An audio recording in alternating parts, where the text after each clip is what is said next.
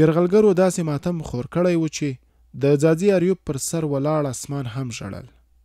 غم او ویر دغه شپه په منګل کې رانغاړلې وه او کلیوال د شهیدانو په راټولولو ستړي وو. کلیوال د خپلو خواخوږو د درد او نه زغمېدونکو کیسو یاد په رواني ناروغۍ اخته کړي. دومره وحشت چې د بیان لفظونه ورته نه پیدا کېږي.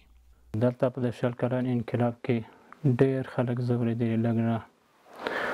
نه د چا شپه په قرار وه، نه د چا ورځ په قرار وه، نه د چا ماشوم په قرار وه، نه زنانه نه واړه، هېڅوک نه. حتی چې حیوانات یې نه دی په قرار شوي.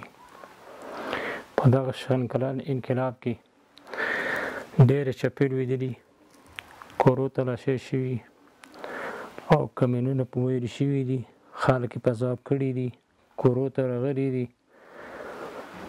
دغه خبره چې نور خو څه کوي چې حیواناتو ته یې توان کې رسېدلی، هغه بیا د ډاره نشر ختلی.